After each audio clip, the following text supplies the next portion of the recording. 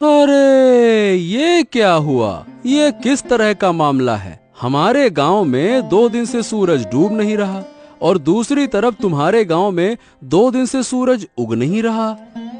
और नहीं तो क्या। अरे तुमको क्या बताऊं, मेरी माँ को है रतौंधी, वो रात में देख नहीं सकती। अब यहाँ 2 दिन से मेरी हालत इतनी खराब हो गई है कि मैं क्या ही बताऊं। माँ घर के कोई काम कर नहीं पा रही क्योंकि रात है और रात में माँ को दिखता नहीं है। वही तो, लेकिन सवाल ये है कि ये हुआ कैसे, ये बताओ। मतलब ऐसा किसने किया? ऐसी घटना तो भैया मैंने पहले कभी ना देखी। कभी ऐसा होता हुआ सुना है क्या? बताओ। हमारे गांव में दिन और तुम्हारे गांव में रात हैं। वही तो, मुझे तो लगता है कि मैं तुम्हारे गांव आ जाऊं। 2 दिन से सूरज की किरण नहीं देख पाया। ऐसा लगता है कि अंधेरे का साम्राज्य आ गया है।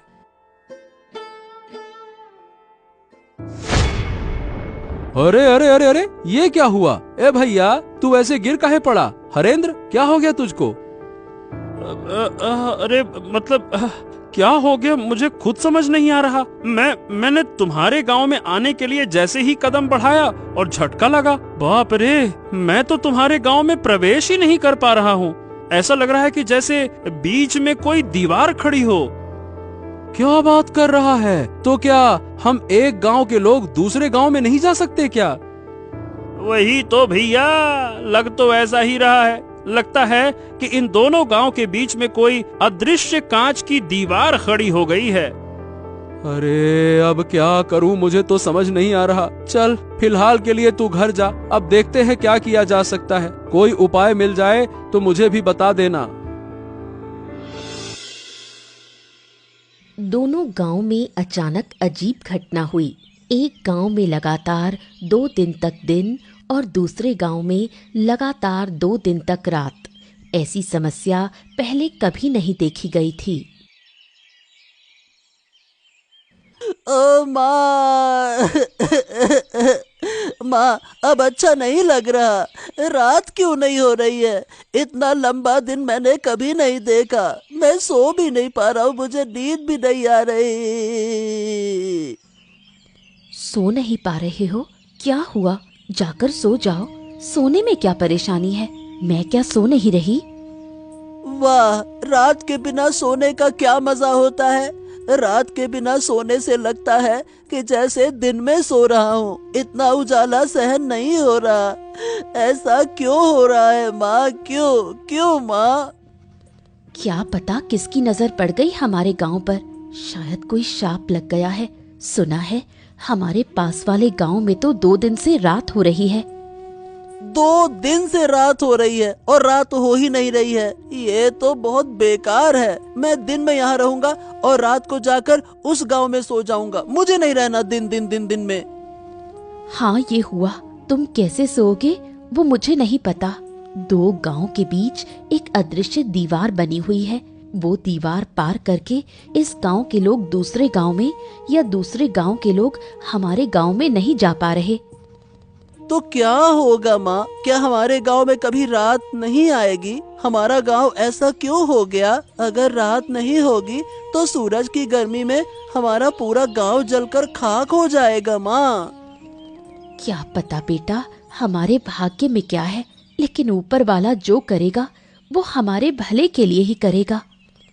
हाँ, मुझे ये सब कुछ अच्छा नहीं लग रहा माँ। मैं सो नहीं पा रहा हूँ। मेरा सर दुख रहा है। 2 दिन से मेरा सर घूम रहा है।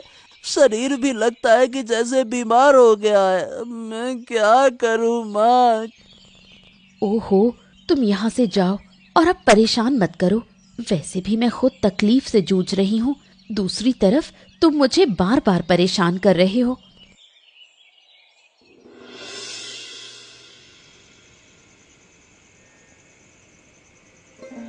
रात के गांव में हरेंद्र की माँ शांता बूढ़ी रहती है, जिसे रात को दिखाई नहीं देता। इस वजह से अब जब गांव में रात हो गई है तो शांता बूढ़ी काफी मुश्किल में पड़ गई है। हरेंद्र, ओ हरेंद्र, कहाँ गए तुम? यहाँ आओ, मुझे बाहर ले जाओ। मुझे कुछ भी नजर नहीं आ रहा। अरे बस बस बस बस, आ गया माँ, आ गया। और कितना पुकारोगी? अरे तुम्हारी तकलीफों ने मुझे बेहाल कर दिया है। 2 दिन से तुम मुझे एक पल भी शांति से बैठने नहीं दे रही हो। हरेंद्र हरेंद्र हरेंद्र, कहाँ है, जल्दी आ। अरे मुझे भी तो बैठने दो। क्या तुम मुझे बोझ समझने लगे हो क्योंकि मैं बूढ़ी हो गई हूँ? जब मैं स्वस्थ थी तब तुमने मुझे पाल पोस कर बड़ा किया, अब तुम मुझे बोझ समझने लगे। हो, यही तो तुम्हारा तरीका है। दिन रात बस एक ही बात बोलती रहती हो, बोझ हो गई हूँ। अरे तुम देख नहीं सकती हो तो चुपचाप बैठो तो सही। तुमको बैठना है नहीं, इधर उधर भटकना है। हाँ, अब ये बताओ तुम्हें बाहर जाने की क्या जरूरत है? देखो तो सही, पूरा गांव किसी न किसी समस्या में घिरा हुआ है और तुमको बाहर जाना है। क्या तुम्हें अकेले को समस्या है, गांव के और लोग नहीं? तुम्हें क्यों इतनी तकलीफ हो रही है? ऐसा है अम्मा कि मेरी तरह किसी के पास ये रतौंधी वाली माँ नहीं है जिसे लेकर वो परेशान हो। नहीं तो कोई काम तुम्हारे लिए अब नहीं है। घर के सारे काम मुझे करने पड़ते हैं और तुम्हारी देखभाल भी तो मुझे ही करनी पड़ती है। बस, मेरी और देखभाल करने की जरूरत नहीं। जिस दिन मर जाऊंगी उस दिन तुम समझ पाओगे। तुम लोग बड़े होकर शायद बूढ़ी माँ को ऐसी हालत में छोड़ देते हो। ओहो, बस। अब ऐसी बातें मत करो। चलो बताओ कहाँ जाना चाहती हो, मैं तुम्हें लेकर चलता हूँ। फिर खाना भी बनाना है, तुम्हें खाना देना होगा, फिर बर्तन साफ करने हैं, तुम्हारा बिस्तर लगाना है, बहुत सारा काम है। चलो जल्दी बताओ कहाँ जाना है। दूसरी ओर दिन और रात वाले दोनों गांव के बीच ही एक बुढ़िया का घर है। बुढ़िया और साधु के बीच काफी बातचीत है। क्या काम किया आपने? आपका तो जवाब ही नहीं।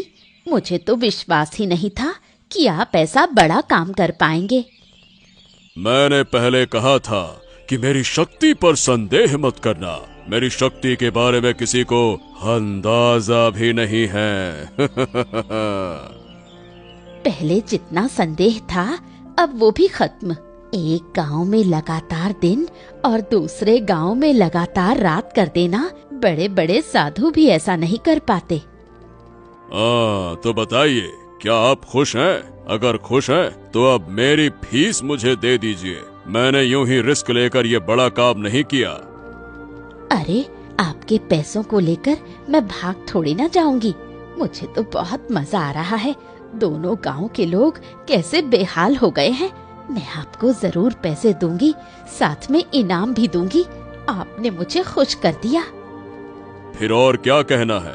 किस्मत अच्छी रही कि आप मिली, तभी तो मुझे ऐसा काम करने का अवसर मिला, वरना यूं ही किसी काम से लाभ नहीं होता। ये सब मैंने सोचा था। मैं चाहती थी इन दोनों गांव को सबक सिखाऊं। अब आपके जरिए मैंने अच्छे से सबक सिखा दिया। अब देखिए धीरे धीरे क्या होगा। दोनों गांव तबाह हो जाएंगे। दिन के बिना रात नहीं बन सकती।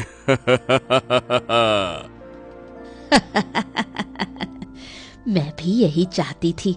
मैंने इस दिन का बहुत इंतजार किया है। अब मैं उन्हें हर तरह की तकलीफ दिखाकर सिखा दूंगी कि दुख और अपमान क्या होता है। अब वो मेरा कभी अपमान करने की हिम्मत नहीं करेंगे।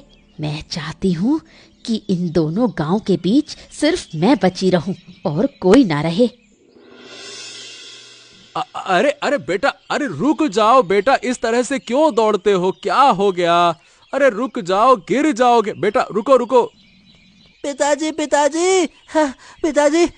मुझे एक बड़ी बात पता चल गई है। मैंने दिन और रात की असली वजह जान ली है।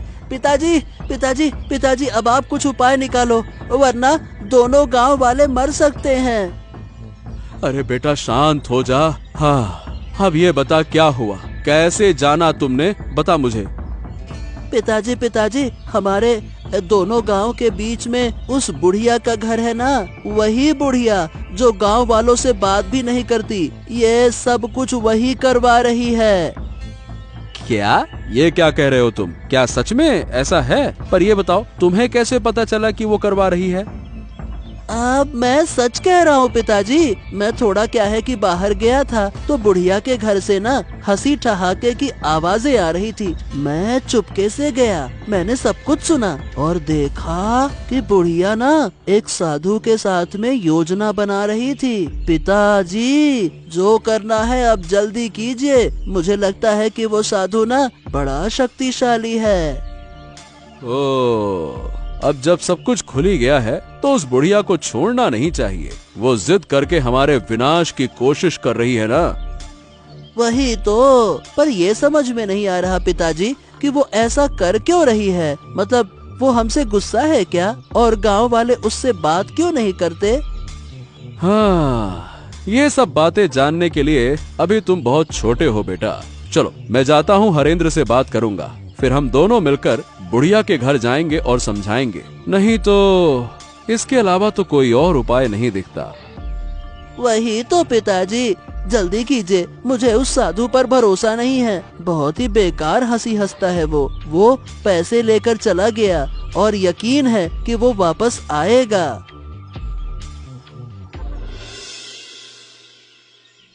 कैलाश और हरेंद्र जब बुढ़िया से सच्चाई पूछते हैं तो बुढ़िया सीधे इनकार कर देती है।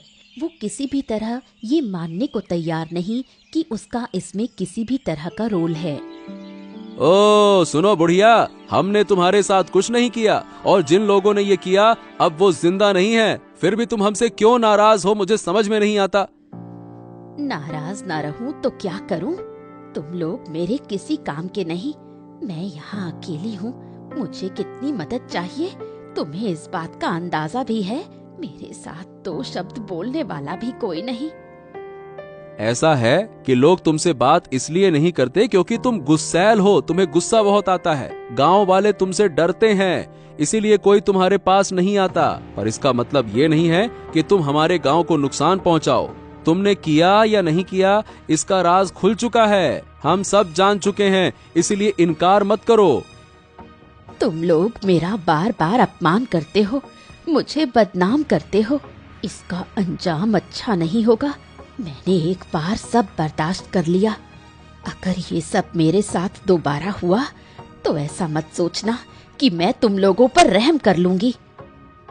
अरे बुढ़िया, तुम बेकार में गुस्सा कर रही हो। हम तर्क करने नहीं आए हैं, हम शांति पूर्वक प्रेम पूर्वक बातें करने आए हैं। देखो एक बार गांव की हालत तो देखो। एक गांव में सूरज उग नहीं रहा और दूसरे गांव में सूरज डूब नहीं रहा। ऐसे हालात पहले कभी किसी ने देखे हैं क्या, बताओ? अचरज की बात क्या है, तुम बार बार वही बातें क्यों कर रहे हो? क्या हुआ नहीं हुआ मैं वो देख ही रही हूँ। मैं इससे जुड़ी हुई हूँ। तुम लोग यहाँ से चले जाओ, मुझे अकेला छोड़ दो। तुम अकेली क्यों रहोगी? अरे भाई, लोगों का डरना इसलिए है तुमसे क्योंकि वो तुम्हें जानते नहीं हैं। पर इसका मतलब ये तो नहीं ना कि हम तुम्हारे शत्रु हो गए, हम तुमसे अलग हो गए। मैं अब और कुछ नहीं सुनना चाहती। अगर तुम जाओगे नहीं तो ये डंडा देखा है, इसी से तुम्हें पीट पीट कर लाल कर दूंगी।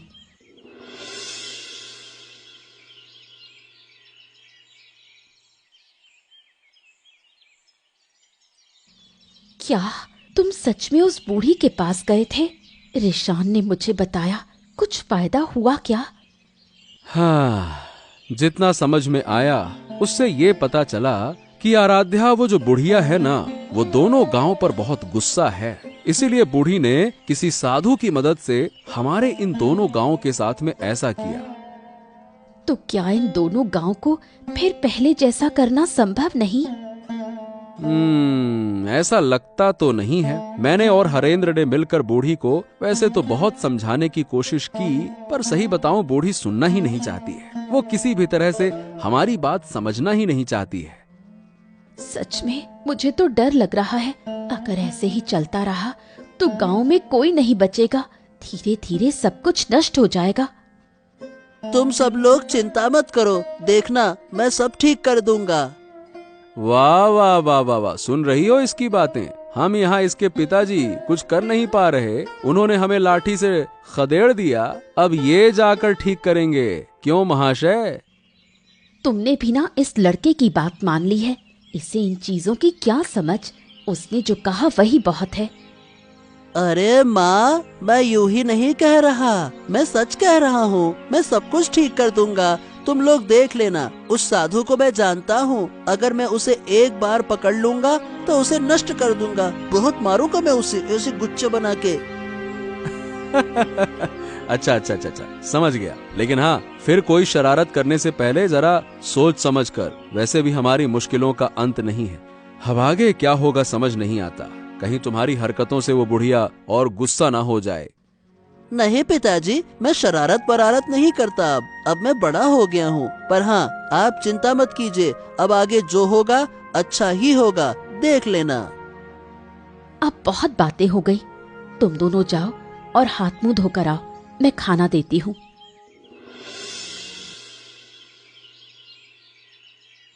अरे साधु बाबा, आइए आइए बैठिए।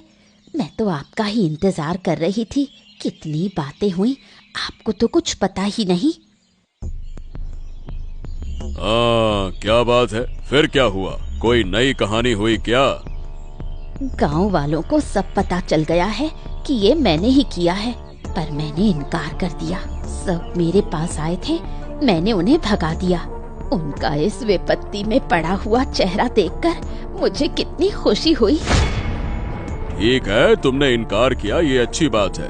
लेकिन पर जब लोग शक करते हैं तो बिना कुछ जाने, बिना किसी वजह के शक नहीं करते।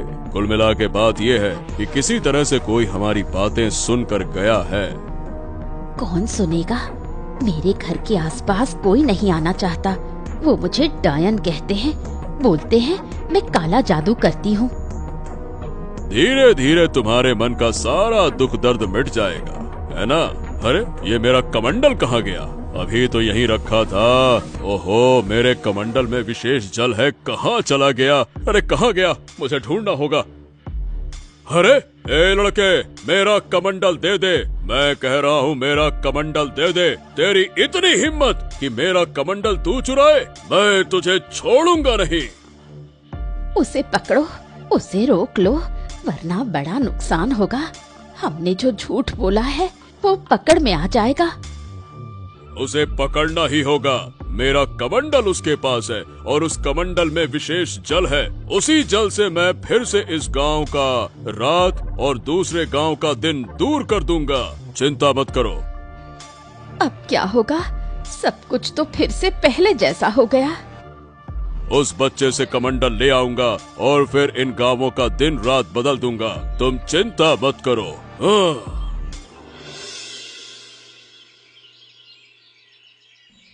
ए लड़के, तेरी इतनी हिम्मत कि तूने मेरा कमंडल छुआ, मैं तुझे श्राप दे सकता हूँ। क्या तू जानता है?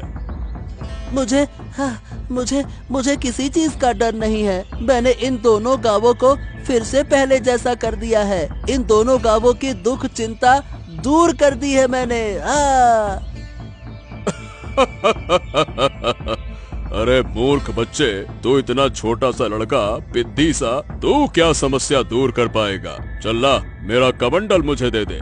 उस कमंडल के पानी से मैं फिर से इस गांव की रात और दूसरे गांव का दिन, ये जो समस्या है इसे दूर कर दूंगा। ला।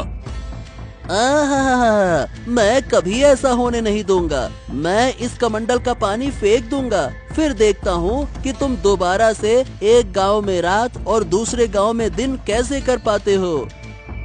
ए लड़के, मुझसे चालाकी मत कर, वरना इसका बहुत बुरा परिणाम भुगतना होगा। बच्चे, बिल्कुल बच्चे जैसे रह, ज्यादा बड़ेपन का ढोंग मत कर, समझा? फिर आप लोग इन दोनों गांवों को इतना नुकसान क्यों पहुंचा रहे हो? आप एक साधु बाबा हो, आप एक साधु महाराज हो, आपको तो गांव वालों की मदद करनी चाहिए ना? बेशक मैं मदद कर रहा हूँ। मैं बूढ़ी की मदद कर रहा हूँ, उसके दुख तकलीफ दूर कर रहा हूँ। ये तुम्हारी समस्या नहीं है और तुम्हारी समझ के बाहर की चीज है। चलो अब लाओ, मेरा कमंडल मुझे वापस करो। नहीं नहीं नहीं नहीं नहीं, मैं नहीं देने वाला। मैंने कह दिया ना, नहीं दूंगा, नहीं दूंगा तो नहीं दूंगा। किसी भी सूरत में तुम्हें ये कमंडल नहीं मिलेगा। ओह, ठीक है, तो अब तू दंड भुगतने के लिए तैयार हो जा, शरारती बच्चे। अरे छोड़ दो मुझे, छोड़ दो, मैं कह रहा हूँ छोड़ दो। अगर मेरे पिता को पता चला तो वो आपको गांव से निकाल देंगे और आप फिर कभी इस गांव में नहीं आ पाएंगे। छोड़ दो मुझे, छोड़ दो। जब पहले मैं तुझे बोल रहा था तो तू तो नौटंकी कर रहा था, अब तू बच कर दिखा। जब अच्छे से बोला था तब तो माना नहीं, तुझे मैं जरूर खत्म कर दूंगा। मेरे साथ शरारत करने आया था ना तू? चल।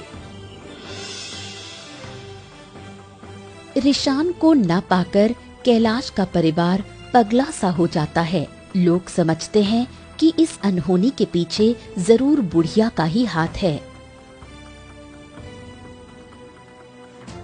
बूढ़ी माँ, बूढ़ी माँ, बूढ़ी माँ, हमें बचाओ, हमारी मदद करो बूढ़ी माँ, हम तुमसे हाथ जोड़कर विनती कर रहे हैं बूढ़ी माँ। क्या हुआ? फिर कोई अनहोनी हो गई? मैं किसी की मदद नहीं कर सकती, मैं मदद करने वाली नहीं हूँ। तुम लोग तो मुझे डायन कहते हो, बोलते हो मैं काला जादू करती हूँ।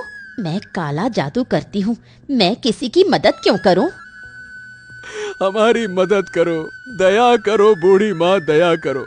हमें अपना बेटा नहीं मिल रहा, कहाँ गया हम कुछ नहीं जानते।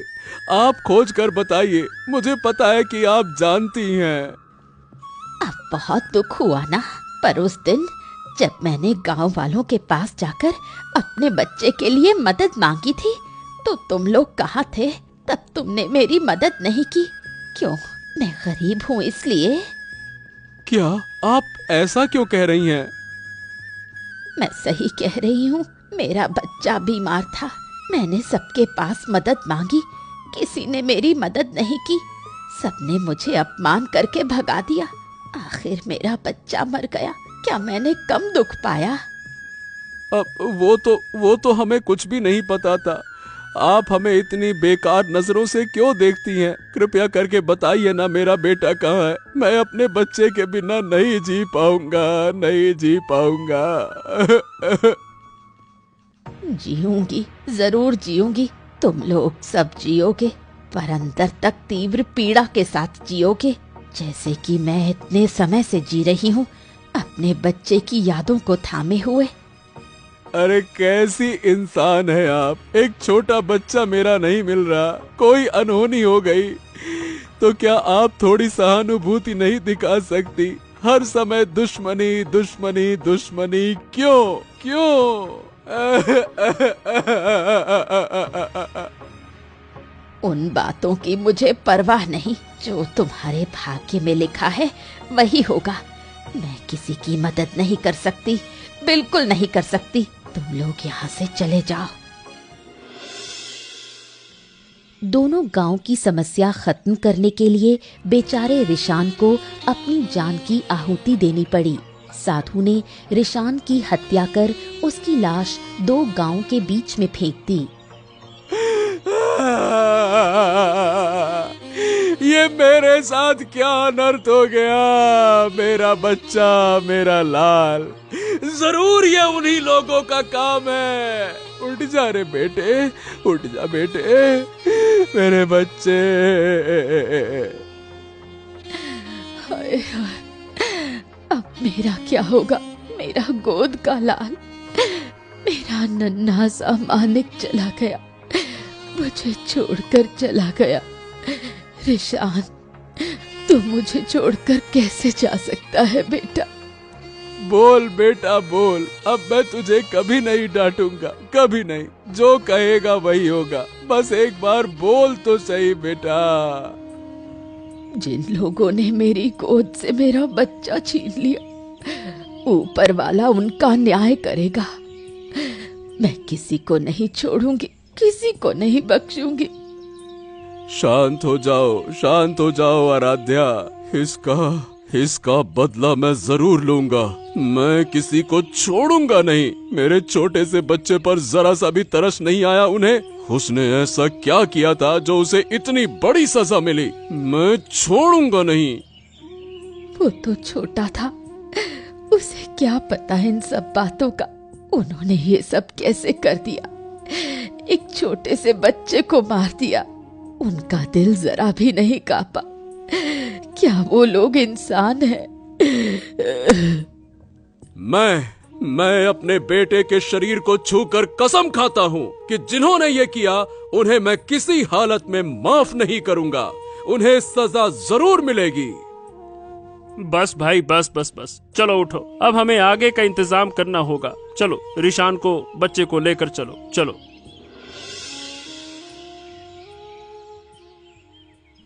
हाँ क्या बूढ़ी, अब तो तुम खुश हो ना? तुम्हारी मनोकामना धीरे धीरे पूरी कर रहा हूँ। अब तुम मेरी तरफ भी थोड़ा ध्यान दो। अरे आप चिंता मत कीजिए, आपके सारे पैसे मैं दे दूंगी, कोई दिक्कत नहीं होगी।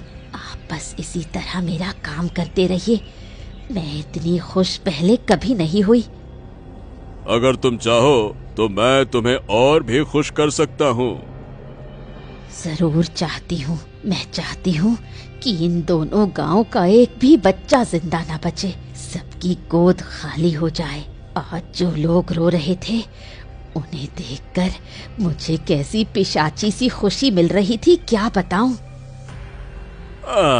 बहुत बढ़िया बहुत बढ़िया। तो तुम पैसों का इंतजाम करो, मैं एक एक करके इन दोनों गांव के सारे बच्चों को मार दूंगा।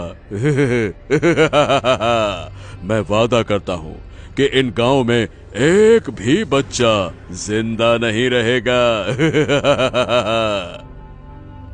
यही तो मैं चाहती हूँ, मैं इसी दिन का इंतजार कर रही थी। बेटे तू ऊपर बैठा देख रहा है ना, देख तेरी माँ तेरी मौत का बदला ले रही है। जो दर्द मुझे हुआ था वही दर्द अब मैं सबको दूंगी।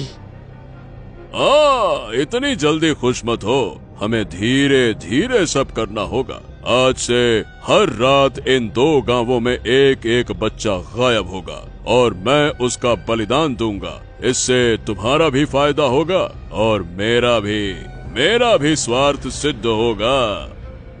कोई दिक्कत नहीं, मैं हर रात तुम्हें बच्चों को पकड़ने में मदद करूंगी। जरूरत पड़ी तो खुद पकड़ कर लाऊंगी।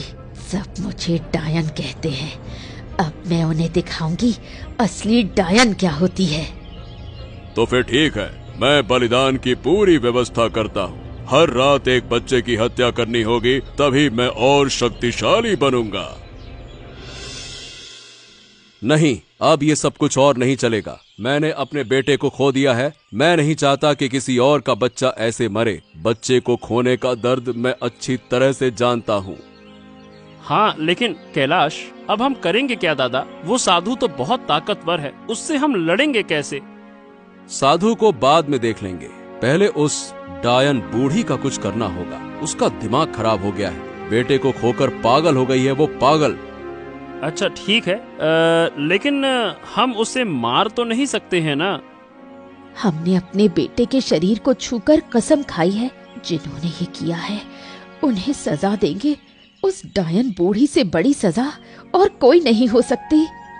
अच्छा, क्यों नहीं मार सकते?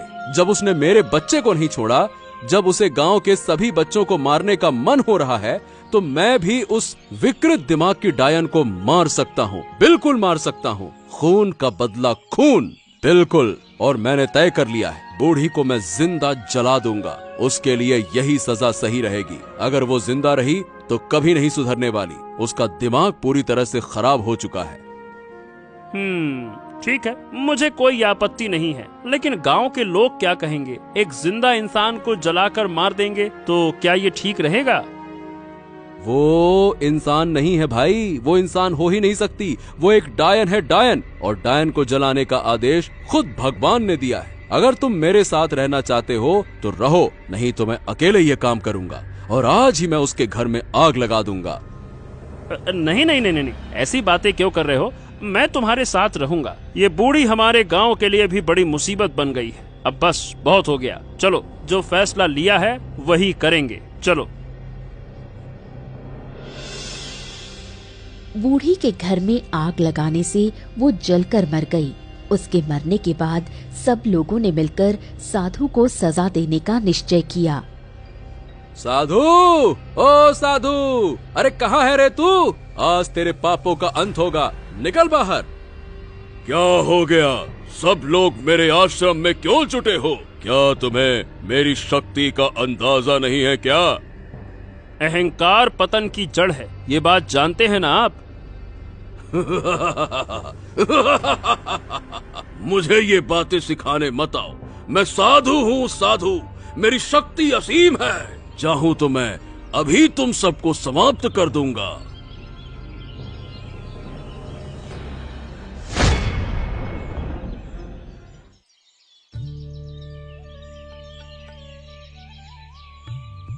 हाँ, आखिरकार हमारे गांव से बुरी नजर हट गई। अब हमारे गांव पर फिर कोई विपत्ति नहीं आएगी। अगर फिर कभी कुछ हुआ तो हम सब मिलकर उसका सामना करेंगे। हाँ, गांव तो आखिरकार ठीक हो गया, लेकिन मैंने अपना बेटा खो दिया। मेरा बेटा अपनी जान देकर इस गांव को मुक्ति दिलाकर चला गया। चिंता मत करो कैलाश, जब तक इस गांव के लोग जिएंगे तुम्हारे बेटे को सब याद रखेंगे, सब तुम्हारे बेटे का सम्मान करेंगे।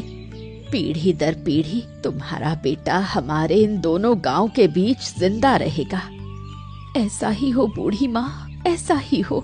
लेकिन अब से हमें ये भी ध्यान रखना होगा कि बूढ़ी के बेटे जैसा कोई और बच्चा किसी बीमारी में आकर मदद ना पाकर मर ना जाए, वरना हर घर में ऐसी डायनें पैदा हो जाएंगी। बिल्कुल सही कह रही हो आराध्या। हम सब एक दूसरे का ध्यान रखेंगे। ये दोनों गांव अब से अलग नहीं रहेंगे, बल्कि हमेशा एक दूसरे की मदद करेंगे। ऐसा ही हो।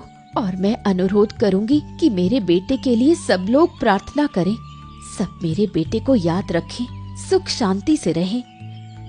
ऐसे ही मजेदार मजेदार किस्से देखने के लिए हमारे चैनल को सब्सक्राइब करना ना भूलें।